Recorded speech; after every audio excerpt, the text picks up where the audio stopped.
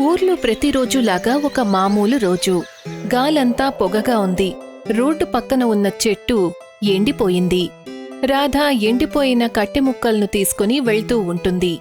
మలుపుకు చేరుకోగానే తను ఆగుతుంది. దగ్గడం మొదలు పెడుతుంది. భగవంతుడా, ఈ పొగ నా ప్రాణాలు తీసేదాకా వదిలేలా లేదు.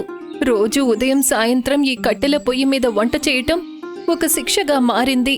ఎప్పుడు చూసినా కళ్ళు మండుతూ ఉంటాయి. పైగా ఊపిరి తీసుకోవడం కూడా కష్టంగా ఉంది. రాధ కాసేపటి వరకు అలా దగ్గుతూ ఉంటుంది. తర్వాత చున్నీతో నోరు మూసుకుని అక్కడ్నుంచి ముందుకు వెళ్తుంది. రాధ ఇంటికి వెళ్ళాక కిచెన్కి వెళ్తుంది. తను ఆ కట్టెల మూటను విప్పి వాటిని మట్టి పొయ్యలో పెడుతుంది. తర్వాత నిప్పంటిస్తుంది. పొయ్యి లోపల్నుంచి దట్టమైన నల్లని పొగ వస్తుంది. రాధ ఇనుప పైపుతో మంటల్లోకి ఊదుతుంది. కర్రలు చక్కగా మండటానికి. తన మొహమంతా చెమటలు పడతాయి. అప్పుడే బిర్జూ నోటిని ముక్కుని బట్టతో కప్పుకొని కిచెన్లోకి వస్తాడు. రాధా, ఇవాళ కూడా మొత్తం ఇల్లంతా పొగతో నింపావా? బయట నుండి అలసిపోయి ఇంటికొస్తాను. ఇక్కడ ఊపిరి తీసుకోవడానికి కూడా చోటుండదు. ఈ వేడిలో పొగలో ఏం మనిషైనా ఎలా ఉండగలడు? అయితే నేనేం చెయ్యాలి? కర్రలను కాల్చకపోతే వంట ఎలా చెయ్యాలి? ఈ పొయ్యి వేడి వల్ల నాకు ఒళ్ళంతా మండిపోతోంది. డాక్టర్ కూడా చెప్పారు ఈ పొగ కారణంగా ఆరోగ్యం పాడవుతోంది అని. కాని మనకి ఇంకేదైనా దారి మిగిలిందా? బిర్జూ ఇంకా రాధ ఇద్దరూ ఈ విషయానికి చాలా దిగులు పడతారు. కాని వాళ్లు ఏమీ చెయ్యలేకపోతారు. కొంతసేపటి తర్వాత ఊరి రోడ్డు మీద ఒక మోపెడ్ స్కూటర్ వస్తుంది. దానినింకెవరో కాదు, మాస్టర్ గారే నడుపుతూ ఉంటారు. అన్ని వైపులా విస్తరించిన పొగను చూసి మాస్టర్ గారు కంగారు పడతారు. ఆయన మర్రి చెట్టు దగ్గర స్కూటర్ని ఆపుతారు. ఆయనకక్కడ బిర్జూ కనిపిస్తాడు. బిర్జూబాయ్, మీరిక్కడ ఒంటరిగా ఎందుకు కూర్చున్నారు? ఊరంతా ఈ పరిస్థితి ఎందుకొచ్చింది? ఎటువైపు చూసినా నల్లని పొగ మాత్రమే ఉంది. ఊపిరి తీసుకోవడం కూడా కష్టంగా ఉంది. మాస్టర్ గారు, ఇది మా ఊరికి చెందిన పాత కథ. ప్రతి ఇంట్లోనూ మట్టి పొయ్యి వెలుగుతుంది. మా ఆడవాళ్ల ఆరోగ్యం పాడవుతుంది. పిల్లలు దిగులుగా ఉన్నారు. మొత్తం వాతావరణమంతా పాడవుతుంది. మా దగ్గర ఈ సమస్యకి ఎలాంటి పరిష్కారమూ లేదు. మాస్టర్ గారు బిర్జూ దగ్గర కూర్చుంటారు. ఎంతో ప్రేమగా తన భుజం మీద చెయ్యి పెడతారు. మరికొంతమంది గ్రామస్తులు ఆయన దగ్గరకొచ్చి ఎంతో ప్రేమగా వింటారు.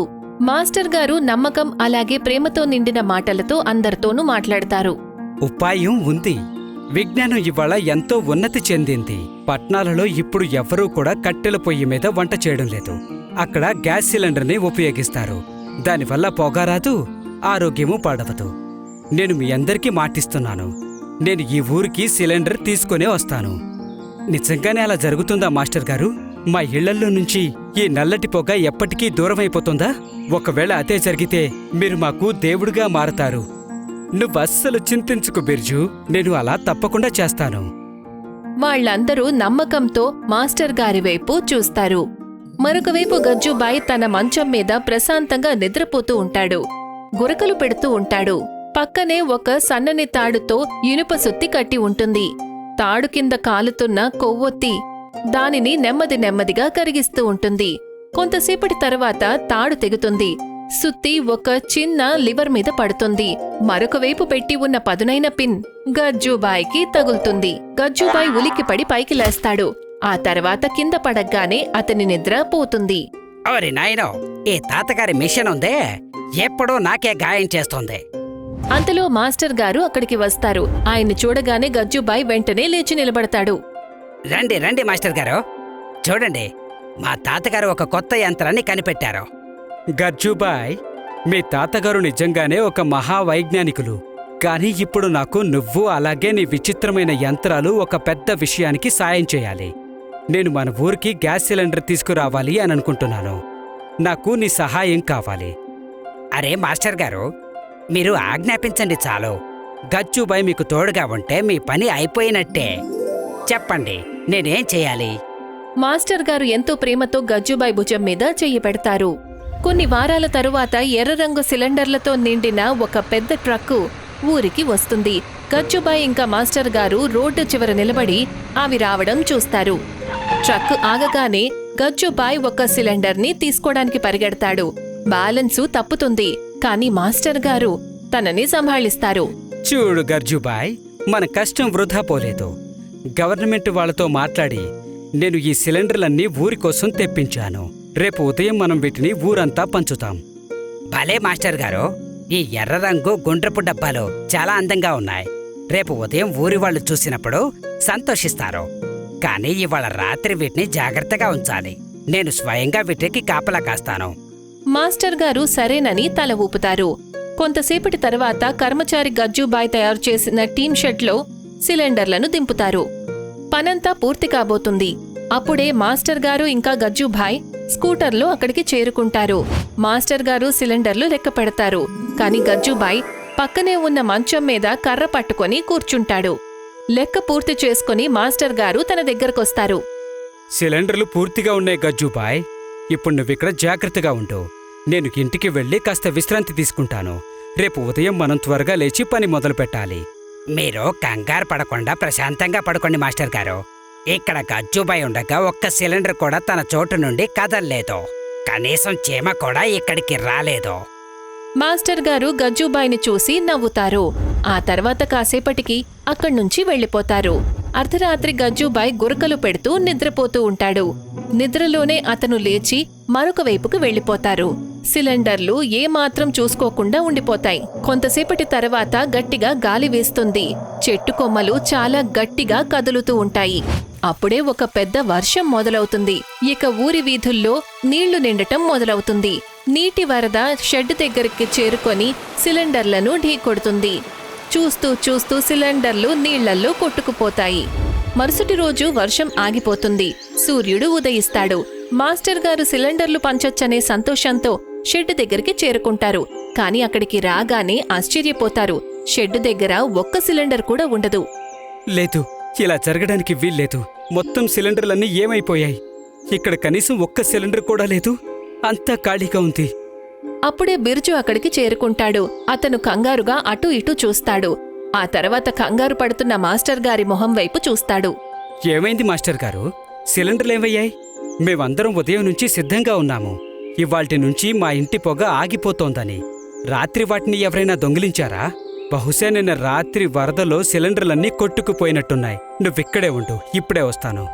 మాస్టర్ గారు తన స్కూటర్ మీద అక్కడ్నుంచి బయలుదేరతారు. మాస్టర్ గారు నది ఒడ్డుకి చేరుకుంటారు.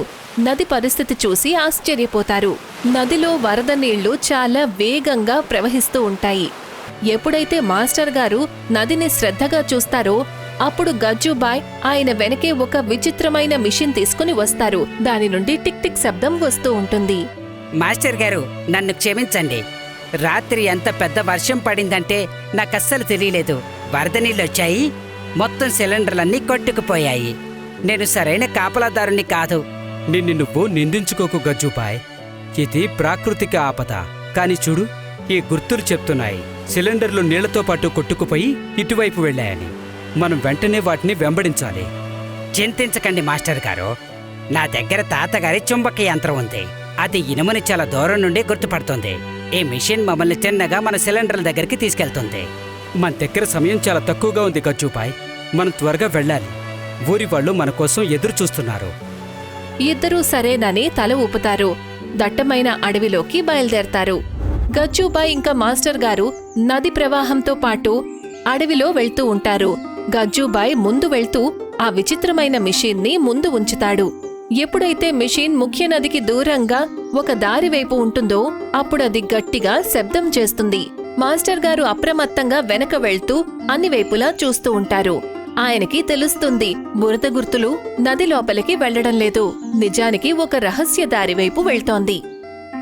గజ్జుబాయ్, నీ ఈ విచిత్రమైన మిషన్ నిజంగానే పనిచేస్తోంది. కాని ఒక్క విషయం అర్థం కావడం లేదు.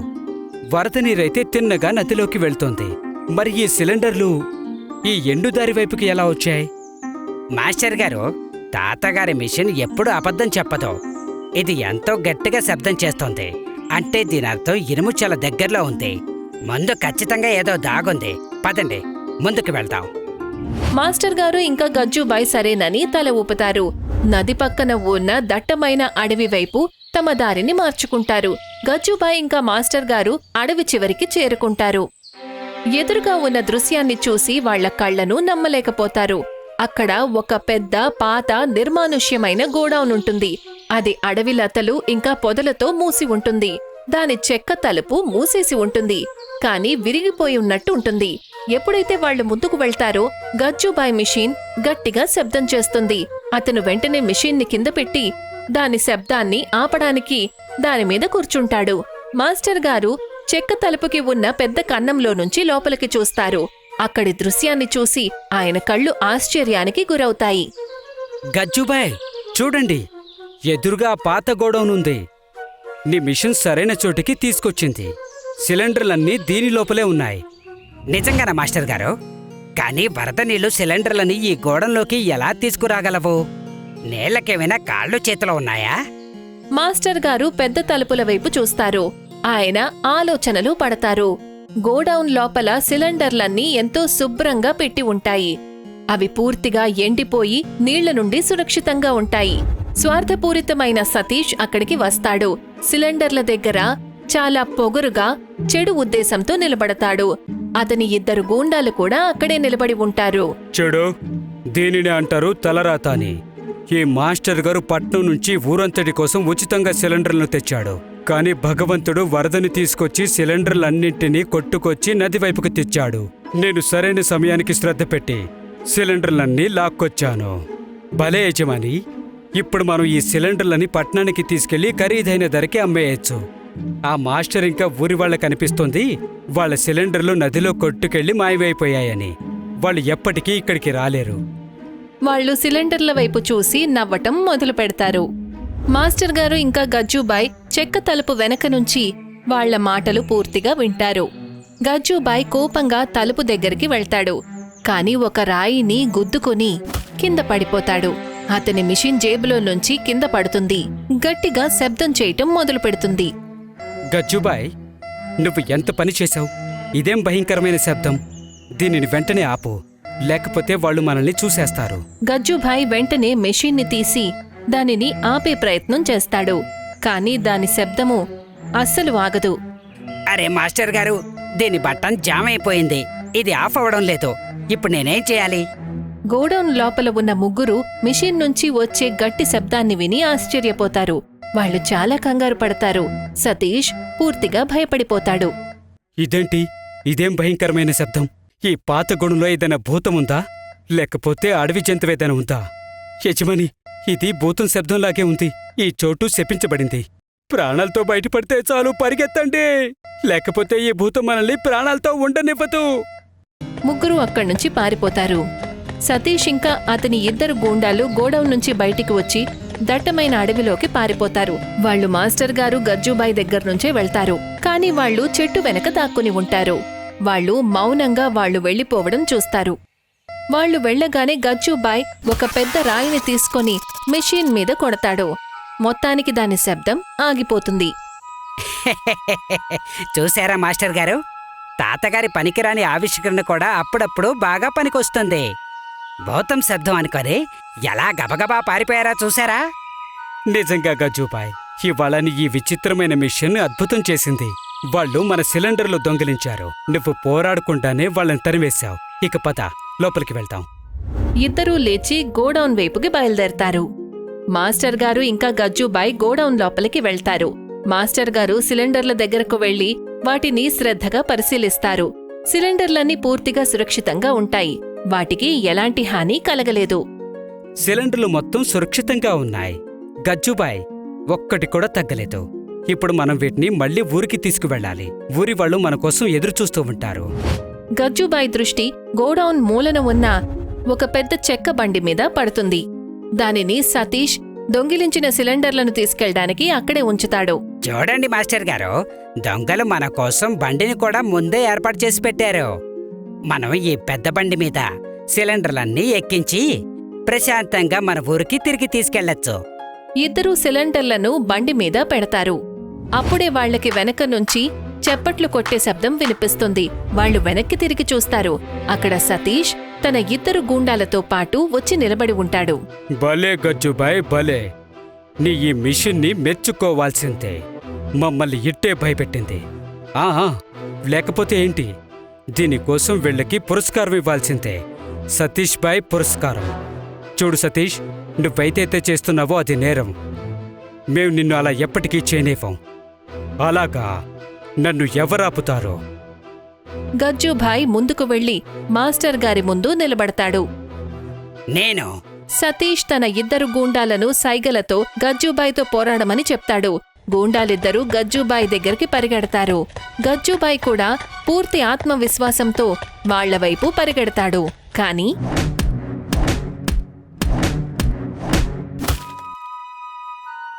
మాస్టర్ గారు, నేను అలసిపోయాను. నేను కాసేపు నిద్రపోవాలి.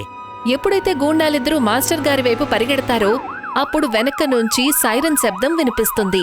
ఒక పోలీస్ వ్యాన్ అక్కడికి వస్తుంది. మాస్టర్ గారు పోలీసుల్ని ఎప్పుడు పిలిచారంటే గజ్జుబాయ్ తన మిషన్తో పోరాడుతున్నప్పుడు. పోలీసులు సతీష్ ఇంకా తన ఇద్దరు గూండాలకు సంకెళ్లు వేస్తారు. మీకు ధన్యవాదాలు. వీళ్ల కోసం మేము ఎప్పటినుంచో వెతుకుతూ ఉన్నాము. కాని వీళ్ళు ప్రతిసారి మాకు మస్కా కొట్టి పారిపోతున్నారు. ఇది నా బాధ్యత. ఇన్స్పెక్టర్ గారు, నిజానికి నేనే మీకు రుణపడి ఉన్నాను. ఇన్స్పెక్టర్ గజ్జుభాయ్ని చూస్తాడు. అతను వాచిపోయిన కన్నుతో నవ్వుతూ ఉంటాడు. ఇక గజ్జుబాయ్, మీకు కూడా చాలా చాలా ధన్యవాదాలు. గజ్జుభాయ్ స్టైల్గా తన నల్లని కళ్ళజోడు తీసి పెట్టుకుంటాడు. అది చూసి ముగ్గురు కూడా నవ్వుతారు. ఆ తర్వాత కొంతసేపటికి ఊరంతా ఆశ్చర్యపోతుంది. బిర్జూ ఇంకా రాధ చాలా దిగులుగా నిరాశతో ఉంటారు. అప్పుడే మాస్టర్ గారు ఇంకా గజ్జుభాయ్ సిలిండర్లన్నీ తీసుకొని ఒక పెద్ద చెక్క బండిని లాక్కుంటూ ఊరి రచ్చబండకు చేరుకుంటారు. చూడండి, మాస్టర్ గారు గజ్జుబాయ్ తిరిగొచ్చేశారు. వాళ్ళు మన సిలిండర్లను కూడా తీసుకొచ్చారు. ఇది నిజంగా చమత్కారం. మాస్టర్ గారు ఇంకా గజ్జుభాయ్ తమ చెక్క బండిని తీసుకొని ఊరి మధ్యలోకొచ్చి ఆగుతారు. మాస్టర్ గారు, మీకు చాలా చాలా ధన్యవాదాలు. ఇవాల్టి నుంచి మా ఇంట్లో నల్లని పొగ శాశ్వతంగా ఆగిపోతుంది. ఏ మహిళకి కూడా ఊపిరి తీసుకోవడానికి ఇబ్బంది కలగదు. ఇదంతా మీ ఐకమత్యం ఇంకా గజ్జుబాయ్ విచిత్రమైన మిషన్ వల్లే జరిగింది. ఇక ప్రతి ఇంట్లో స్వచ్ఛమైన గాలి ఉంటుంది. అలాగే మన ఊరు ఆదర్శవంతమైన ఊరుగా మారుతుంది. అవును, ఈసారి ఏదైనా సమస్య వస్తే గుర్తుపెట్టుకోండి, గజ్జుబాయ్ అలాగే వాళ్ళ తాతగారి యంత్రం ఎప్పటికీ సిద్ధంగా ఉంటుంది. ఊరందరూ సంతోషంగా నవ్వుతారు. గజ్జుబాయ్ తన ప్రత్యేకమైన ముద్రలో నిలబడతాడు. కొంతసేపటి తర్వాత ఒక్కొక్కరుగా వచ్చి సిలిండర్లను తీసుకెళ్తారు. ఆ తర్వాత మరుసటి రోజు నుంచి అంతా నెమ్మదిగా మారిపోతుంది. రాధా కిచెన్లో గ్యాస్ సిలిండర్ మీద వంట చేస్తుంటుంది. తన మొహం మీద చిరునవ్వు ఉంటుంది. ఇక ఇప్పుడు తనకి చెమటలు కూడా రావు. ఊరివాళ్లు దగ్గకుండా అటూ ఇటూ తిరుగుతూ ఉంటారు. ఇక అందరూ ఇంతకు ముందు కంటే ఆరోగ్యంగా ఉంటారు. చెట్లు మళ్లీ పచ్చగా మారతాయి. నల్లని పొగ పూర్తిగా మాయమైపోతుంది. దీనితో పాటే మన కథ ఇక్కడే పూర్తవుతుంది.